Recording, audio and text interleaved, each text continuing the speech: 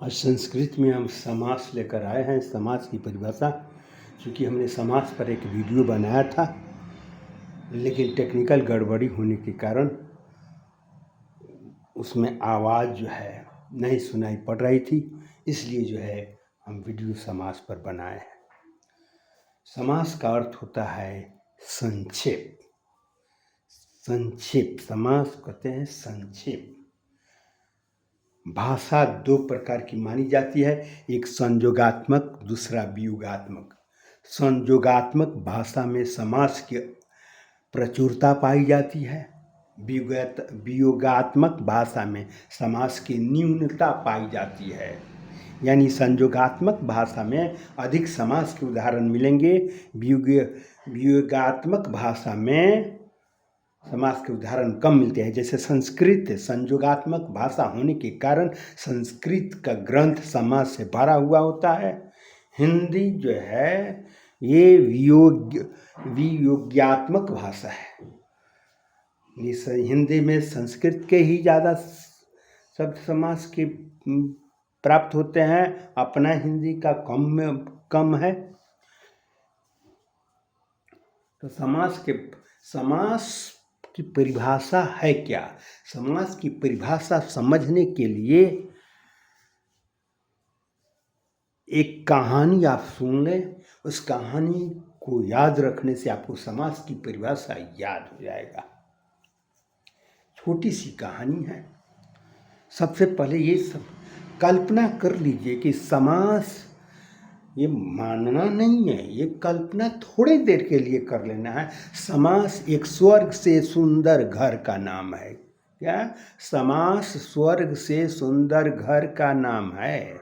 जिस घर में मनुष्य का देवता भी देखने के लिए लालायित रहते हैं, वो घर कैसा है? एक बार की बात है, नदी गंगा और उसके जल दोनों में झगड़ा हो गया।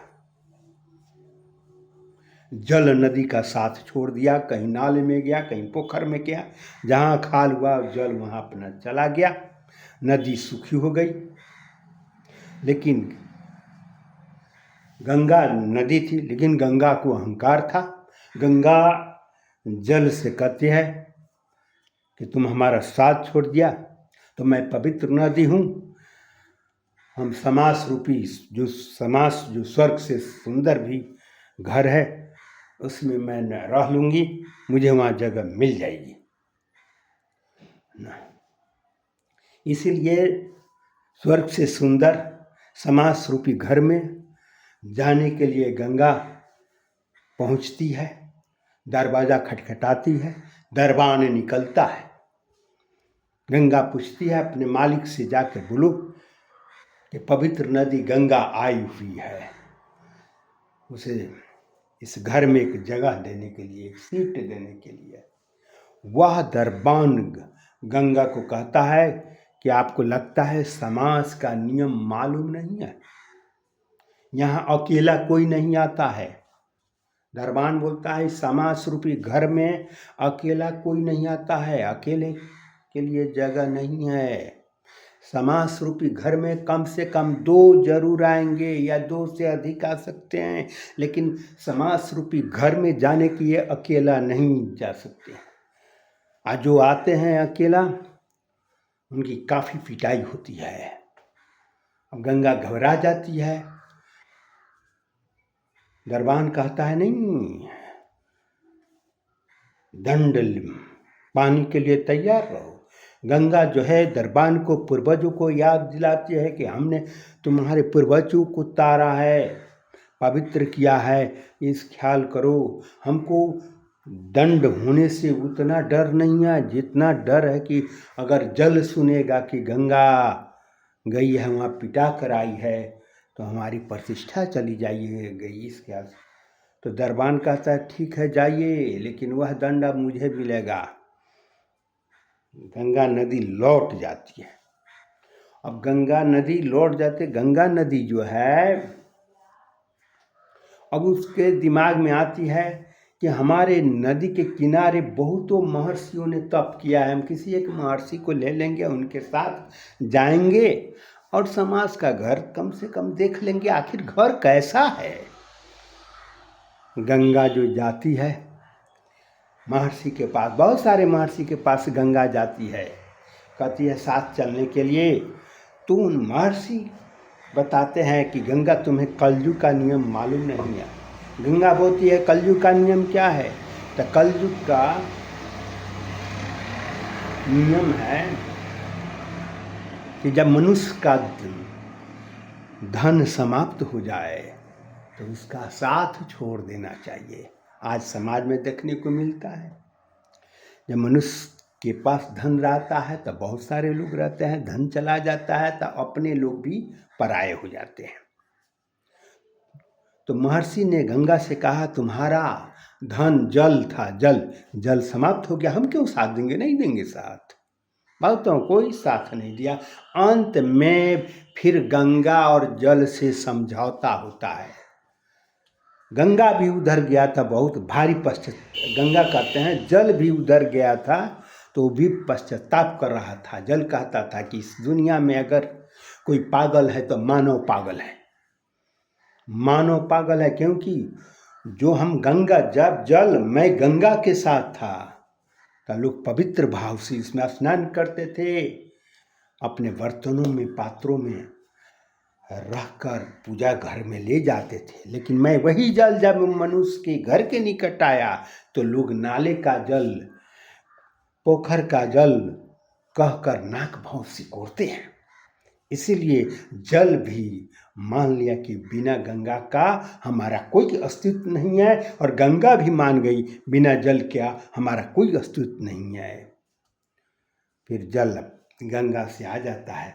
अब गंगा कहती है जल से कि देखो इस दुनिया में समास रूपी जो स्वर्ग से सुंदर घर है, वो घर कैसा है? कम से कम वहाँ तो रहना नहीं, घर देखें आखिर क्या विशेषता है। जाती है। अब गंगा और जल दोनों समास के घर जाते हैं, दरवाजा खटखटाते हैं, दरबान निकलता है। दूसरा दरबान था, कहीं को दरबान नहीं, वो तो दंड भोग रहे हैं, तुम्हारे किए हुए करनामों का दंड मिल रहा है। दूसरे दरबान से गंगा कहती है अब तो हम दो आए हैं, हमें अनुमति मिलनी चाहिए। तो दरबान कहता है दो आए हैं, पहला कंडीशन है समास रूपी घर में जाने के लिए कम से कम 2 सदस्य, यह पहला कंडीशन है। दूसरा कंडीशन कहाँ? दूसरा कंडीशन है कि समास रूपी घर में जो भी व्यक्ति जाते हैं उनका नाम बदल जाता है। बोलो तैयार है? नहीं, गंगा तुम्हारा भी नाम बदलेगा, जल तुम्हारा भी नाम बदलेगा। ठीक है, नाम बदल लीजिए, जो रखना है रख लीजिए। तो दरबान कहता है इस समास रूपी घर में जो भी आते हैं उनका नाम होता है पद। चाहे हम जाएं आप जाइए, समास रूपी घर में जब जाएंगे तो नाम पड़ेगा पद। पहला कंडीशन कम से कम कितने सदस्य? तो कम से कम 2 या 2 से अधिक जाते हैं समास के घर, अकेला कोई नहीं जाता है। दूसरा कंडीशन जो भी जाएंगे उनका नामकरण हो जाएगा पद, ताकि कोई गेस्ट मिलने नहीं आवे, सब पदे हैं। तीसरा कंडीशन जो काफी खतरनाक था, दरबान बतलाता है तीसरा कंडीशन है कि इस गेट पर दोनों तरफ जमदूत तैयार हैं, हथियार लेकर। गंगा पूछती है आखिर क्यों तैयार हैं? तो इसका नियम है इस समास रूपी घर में जो भी सदस्य जाएंगे एक दूसरे से सट कर जाएंगे, हट कर नहीं, सट कर, एक दूसरे से सट कर, यानी दोनों जो है दोनों सदस्य एकदम सट कर जाएंगे, हट कर नहीं। क्योंकि हट कर जाएंगे तो वह जमदूत जो है उसे हथियार से काट देगा। इसलिए जो है तो जल गंगा को समझाता है कि ये नदी तुमको कोई सरकारी नौकरी करनी है कि विकलांग बनना पसंद कर रही हो? तो गंगा कहती है नहीं, अरे हम लोग क्या कहें, हम नदी रूप में जाएंगे, पानी पर अपने जो हथियार चलाना है चलाएंगे, हम नदी रूप में जाएंगे एकदम। हम लोग हमेशा ही सटे रहते हैं, नदी रूप में जाएंगे तो ठीक है। तो गंगा और जल दोनों नदी रूप में प्रवेश करते हैं, प्रवेश मिल जाता है। हमारे कहने का मत, इस कहानी का भाव यह है कि समास रूपी प्रवेश पाने के लिए कम से कम कितने सदस्य चाहिए, तो 2 सदस्य चाहिए। उनका नाम क्या होगा, तो पद होगा। और कैसे जाएंगे, तो दोनों सट कर जाएंगे, हट कर नहीं जाएंगे। यहाँ पर देखिए गंगा का जल है, गंगा सदस्य है, दूसरा जल सदस्य है, गंगा जल। अब दोनों कैसे है, सटेगा, सट कर ना जाना है। तीसरा कंडीशन, तो का इसको छोड़कर जाएगा, का को हटाना होगा। ये का क्या है, कारक चिन्ह का ये या विभक्ति चिन्ह का ये का। इसलिए आप कह सकते हैं जब कम से कम 2 पद, कितना पद, कम से कम 2 पद अपने कारक चिन्हों को छोड़कर एक हो जाए, उसे समास कहते हैं। समास में पदों का मेल होता है, विभक्ति चिन्ह का लोप हो जाता है। तो जब कम से कम 2 पद अपने कारक चिन्हों को छोड़कर या विभक्ति चिन्हों को छोड़कर एक हो जाए, उसे समास कहते हैं। तो जब ये जो है कारक चिन्ह छोड़कर का हट गया तो गंगाजल बना, तो गंगाजल समास है।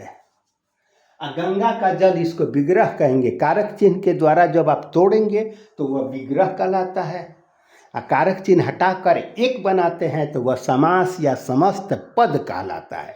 परीक्षा में पूछता है कि समस्त पद बनावे, तो समस्त पद बनावे तो आप कारक चिन्ह को हटा दीजिएगा, एक कर दीजिएगा, वो समस्त पद हो गया। समस्त पद आएगा तो गंगा जल, इसका अर्थ लिखिए गंगा का जल।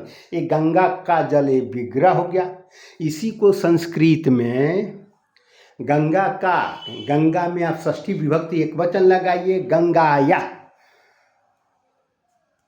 जल का जलम, गंगाया जलम, गंगाया जलम, ये गंगा का जल अनुवाद हो गया। यानी इसको विग्रह आप कह सकते हैं। और इसी को जब समास बनाना हो तो गंगाया का मूल शब्द गंगा लिखेंगे या दूसरा पद ज्यों का त्यों लिख देंगे। दूसरा पद ज्यों का त्यों लिखेंगे, गंगा जल बनेगा। तो यह हो गया संस्कृत का गंगाया जलम, गंगा जलम। तो गंगा जलम संस्कृत में समास का उदाहरण हुआ, और गंगाया जलम संस्कृत में विग्रह हुआ। गंगा जलम का विग्रह हुआ। तो इसीलिए समास के बारे में कहा जाता है जब कम से कम 2 पद अपने कारक चिन्हों को छोड़कर एक हो जाए, उसे समास कहते हैं। गंगा का जल। तो समास की जो है ना पहचान यह है कि बीच में कारक चिन्ह आएगा। पुरुषोत्तम, पुरुषों में उत्तम, पुरुषोत्तम पुरुषों में उत्तम में आ गया, इसलिए समास का उदाहरण हुआ।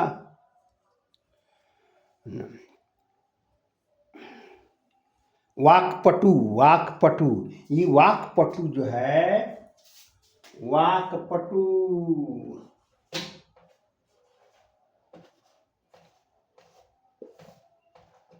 वाक्पटु, वाक मीन्स वाणी, पटु माने चालाक, जो बोलने में चालाक हो उसको वाक्पटु कहते हैं।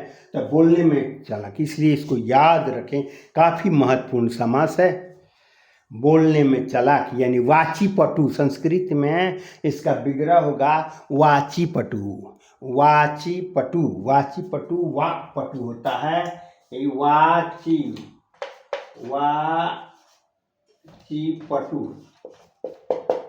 ये वाची जो है सप्तमी विभक्ति एक वचन है, इसलिए वाची हुआ। अब पटु माने चालाक, तो हम इसको मिलाएंगे तो वाक्पटु बनेगा। तो ये रहा आपकी समास की परिभाषा। और समास के जो है, समास के भेद हैं। तो समास के भेद में एक तत्पुरुष समास होता है। तत्पुरुष समास जिसको कहा जाता है, जिस समास का अंतिम पद प्रधान हो उसे तत्पुरुष कहते हैं। जिस समास का अंतिम पद, तत् का अर्थ होता है अंतिम या बाद वाला, और पुरुष का अर्थ होता है पद, अंतिम पद की प्रधानता होती है तत्पुरुष। अब जैसे गंगा जल ही उदाहरण लेते हैं, गंगा का जल, इसमें पहला पद गंगा है, दूसरा पद जल है। अब यहाँ प्रश्न उठता है कि जल की प्रधानता कैसे है, गंगा की प्रधानता कैसे नहीं है। देखिए, जब कहने वाला कहे दोनों पद, सुनने वाला भी सुने दोनों पद, चिल्ला चिल्ला कर कहने वाला कहे दोनों पद, सुनने वाला भी सुने दोनों पद, लेकिन सुनने वाला सुनकर प्रथम पद को मठेर दे, प्रथम पद की वैल्यू न करे, केवल अंतिम पद का अगर महत्व देता है, वही होता है तत्पुरुष समास। जैसे सबसे बढ़िया उदाहरण है गंगा जल। कोई हरिद्वार जा रहे हैं, मैंने सुना हरिद्वार जा रहे हैं, हमने एक शीशी थमा दी, ठीक है, गंगा जल लेते आवेंगे। हमने कहा दोनों पद गंगा जल लेते आवेंगे, उसने भी सुना दोनों पद गंगा जल।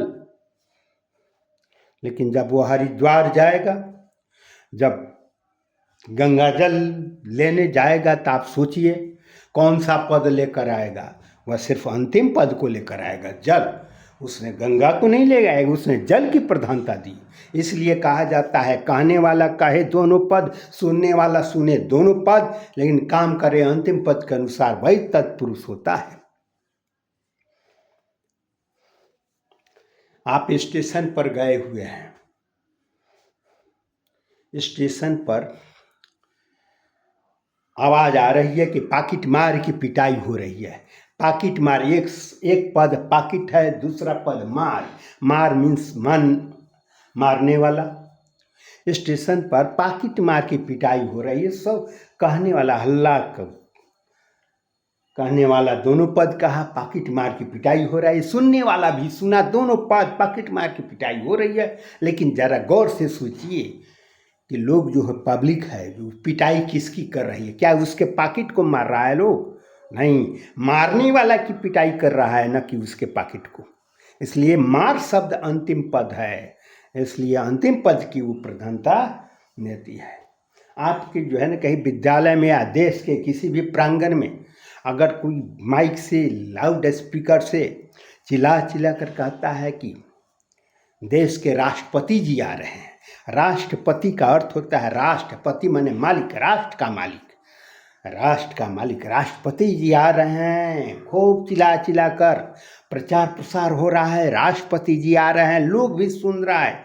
यानी कहने वाला दोनों पद कह रहा है कि राष्ट्रपति जी आ रहे हैं, सुनने वाला भी दोनों पद सुन रहा है, राष्ट्रपति जी आ रहे हैं। जरा गौर से देखिए कि सुनने वाला जो होगा, श्रोता जो होगा, वो इंतजार किसका करेगा? क्या प्रथम पद का इंतजार करेगा? राष्ट्र का इंतजार करेगा? नहीं, मालिक का इंतजार करेगा। यह पति शब्द है, पति अंतिम पद है, इसलिए कहा जाता है तत्पुरुष को जिस समास का अंतिम पद प्रधान हो वह तत्पुरुष समास कहलाता है। राष्ट्रपति, तो इसलिए राष्ट्र का पति, राष्ट्र प्रथम पद हुआ, पति दूसरा पद हुआ। हम लोग पति का यानी मालिक का इंतजार सुनने के लिए कर रहे हैं, न कि राष्ट्र का, न राष्ट्रपति। अब आए तत्पुरुष समास में जो है, तत्पुरुष समास की पहचान जानना बहुत जरूरी है।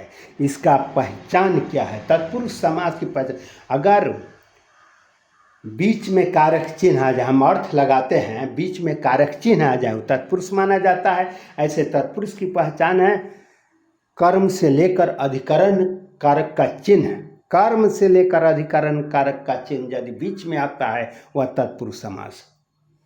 यानी को बीच में आ जाए, से बीच में आ जाए, के लिए बीच में आ जाए, का की के बीच में आ जाए, में पर बीच में आ जाए, सारे के सारे तत्पुरुष होगा। राष्ट्रपति, राष्ट्र का पति का है, इसलिए तत्पुरुष समास है। गंगा जल, गंगा का जल, बीच में का है, इसलिए तत्पुरुष समास। पुरुषोत्तम, पुरुषों में उत्तम, में बीच में है, इसलिए तत्पुरुष समास है। वाक्पटु, बोलने में चालाक, में आ गया इसलिए तत्पुरुष समास। धनहीन, धन से हीन है इसलिए तत्पुरुष समास है। विद्याहीन, विद्या से हीन है, से ये जो है करण कारक आ गया इसलिए तत्पुरुष समास हो गया। पाकशाला, रसोई के लिए, शाला के लिए आ गया इसलिए यह तत्पुरुष समास है।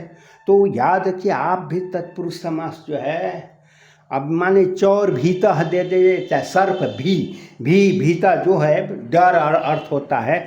सर्प भी माने सांप से डर, इससे आ गया इसलिए सर्प भी तत्पुरुष समास हो गया। युद्ध निपुण, युद्ध में निपुण, में आ गया इसलिए तत्पुरुष समास हुआ। इसलिए आप इस तरह से तत्पुरुष समास का बहुत सारे आप उदाहरण आसानी से बना सकते हैं। याद रखिएगा तत्पुरुष समास में कर्म कारक से लेकर अधिकरण कारक का चिन्ह अर्थ लगाने पर यदि आ जाता है वो सारे के सारे तत्पुरुष समास है। धन्यवाद।